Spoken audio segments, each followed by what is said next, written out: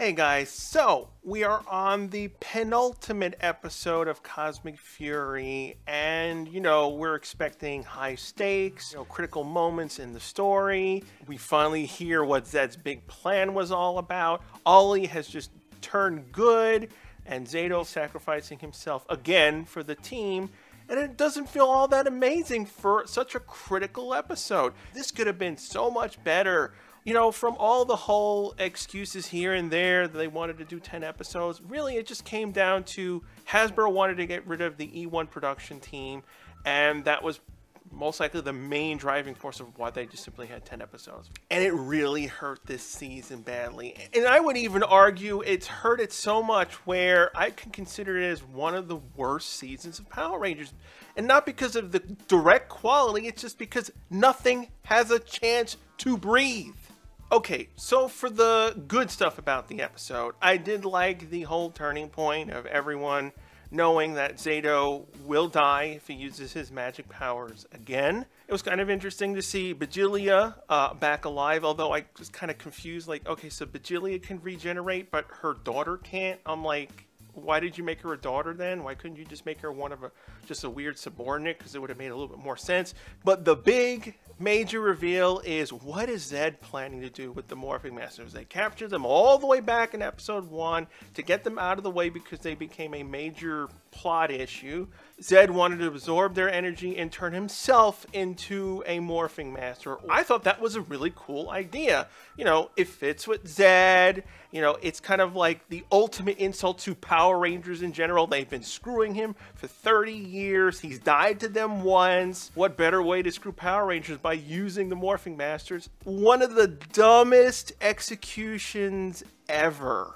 Now, in the episode, here and there are a lot of little things that I did like. I liked the little references to past episode titles. I mean, hell, even Billy, when he's talking to Amelia on what to do, literally Billy turned into Master Yoda for that moment. After we get to Eltar, that's when it goes down the drain. First things first. For the entire time they had the Zords, they were restricted because they were stuck on that planet, and it was a deserted planet, so they really couldn't use any of the Q-Ranger Zord footage properly. Remember, most of the Zord fights are going to be filming in cities, so they're on a deserted planet, so they really can't do much. But then we go to Eltar. We literally see how Eltar looks like. The moment we go to the Q-Ranger footage, we're in a cityscape that does not match. I thought this entire time they were going out of their way with the limited Q-Ranger footage and all this awkward fights was to avoid continuity issues. If they were going to do that in this episode, why didn't they just simply use any of the Q-Ranger footage in the first place? Why didn't they could have easily had just solved this by simply pulling what In Space did with KL35. Remember, they did an entire episode where they went to KL35 and were like, oh, well, why are they there?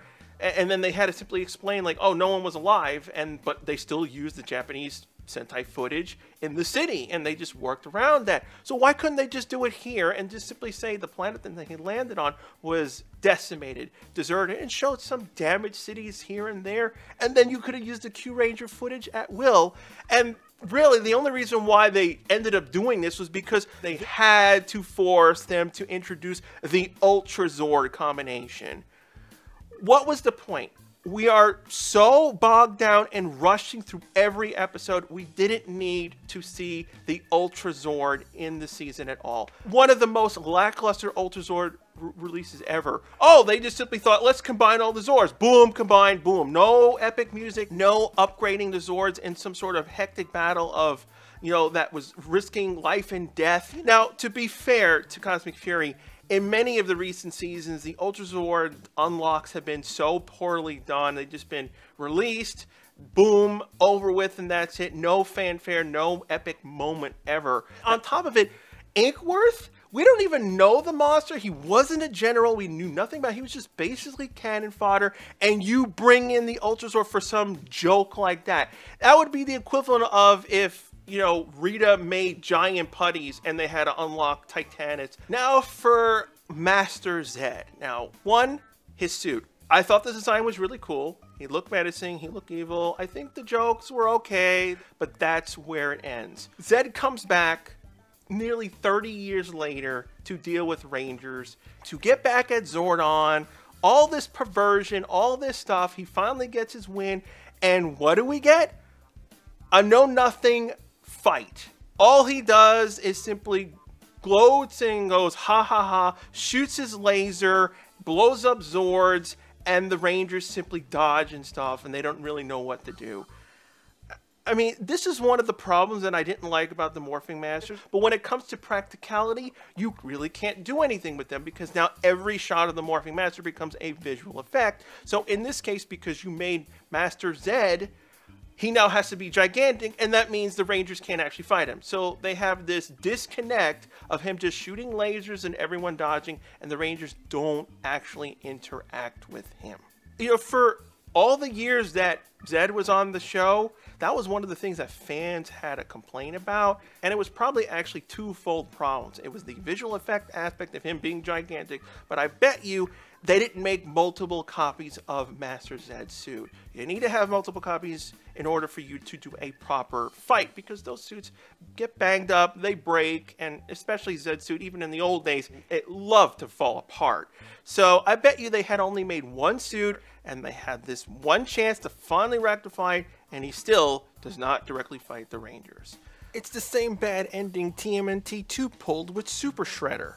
On top of all this, Ollie finally turns good after 8 episodes. He gets to become his new Cosmic Fury Blue Ranger suit, and he couldn't even lead the team and say it's morphin' time. Ollie has been completely neglected, and no one gave a crap about him, even up to this point. You had 10 episodes. Everyone should have been used each episode to morph lead. Billy lead in episode 1, Heckle in his, with the finale, everyone yelling it out. It's such a disappointment with this character. As for the twist, I will give them credit. I thought the twist was okay. That, you know, Zedd absorbs the energy, he becomes Master Zedd, and then Vigilia or whatever, she has been using Zedd this entire time and captures him inside the Captivator, and they're going to basically do the opposite of what Zordon did at the end of Countdown to Destruction. The execution, it was dumb.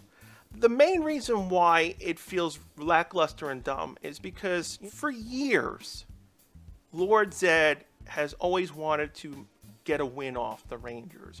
And then it's all blown and wasted because he ends up being a pawn for some other character that we don't really care about. If we had some sort of good connection with Vigilia, I would have been okay with it, but because she's just some recent added character, it wasn't like they brought back, I don't know, Divatox, Strakina, any of the past villains. I would even say Lothor, some sort of connection that we had from the previous year.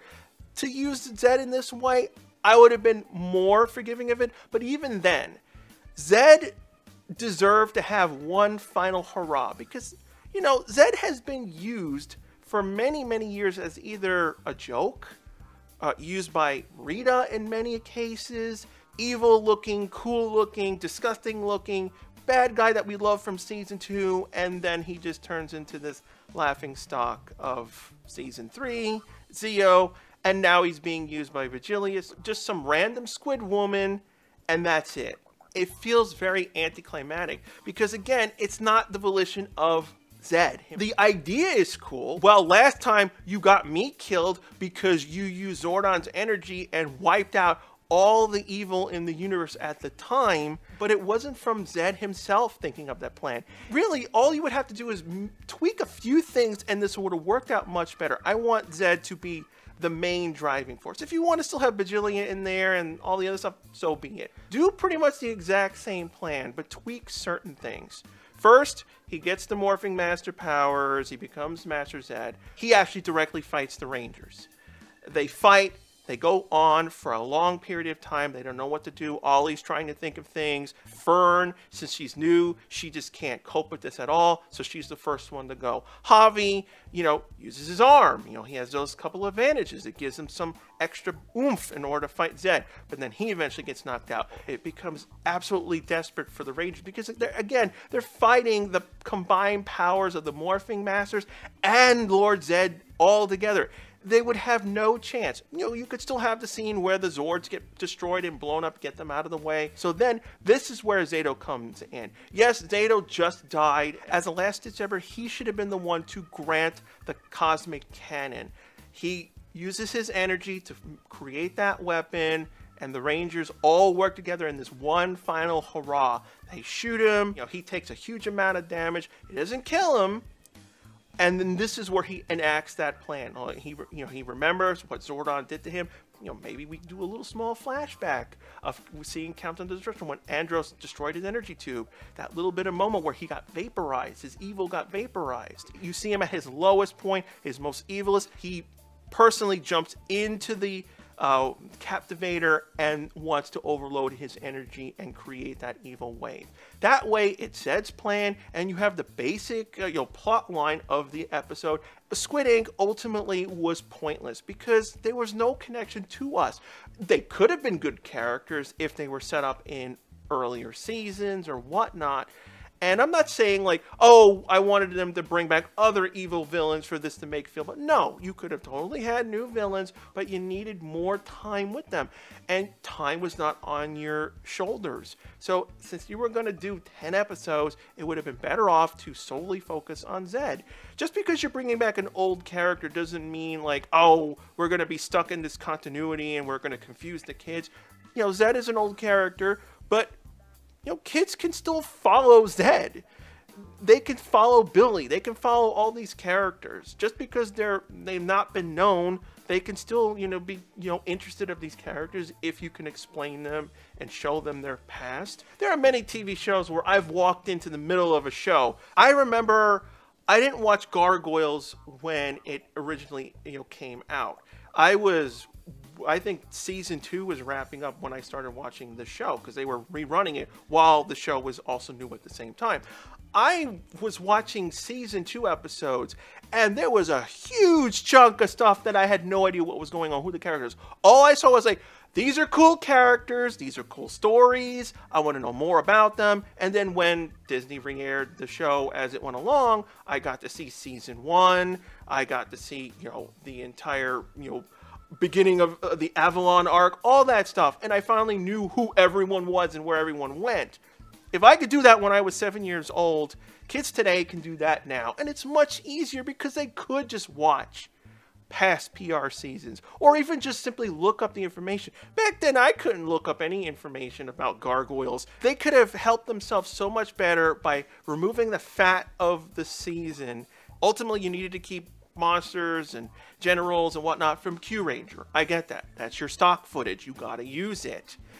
But if you were also going to just simply blatantly use the footage in the city when you're on Eltar and you didn't care that it didn't match, you might as well have done that on the other planets to let you use more of the Q Ranger footage to your advantage, because there were a lot of things, like I've said in the past, they could have used the alternate Red Ranger for Zato's story and it would have worked much better.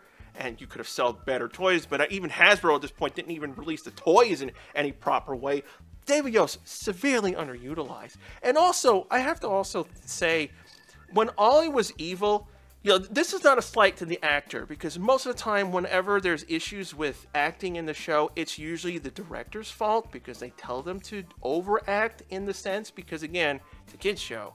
You want to be like that, and they don't really treat them with the respect they should have. So when Ollie was the evil Blue Ranger, he was really over the top. When he became good, I was like, his acting style went back to the way it was, not over the top, and it was just being him regular self. I think they were just forcing him too much to be stock generic bad guy, so it was diluting Ollie, and when he became good finally, it felt like his normal self that I missed. And on top of it, Ollie finally becomes good, and Billy is not in the freaking episode. All the episodes, except for that one little bit of scene in the beginning of the episode 1, Ollie doesn't interact with Billy. It's so criminal. Nothing. Squandered, squandered, squandered, and we're up to the season/series finale of the original continuity. What's going to happen in the final episode? Will it deliver? Will I get pissed off? Will I be in the middle? It's all up and down in here. I can't give this one a high number. It has to be a 5 out of 10. I'm not going to give it a 4. I am a broken record, but ultimately it comes down because it was 10 episodes. Even just 10 more episodes, it would have worked out so much better. And unfortunately for, the potential of being the finale of the original continuity, it's just such, disappointing. We're right there. We're at that cusp of, you have something really good here, and then it's just squandered. Will episode 10 redeem something? Will it relieve certain things? Or will I still feel sad when it goes? We'll find out.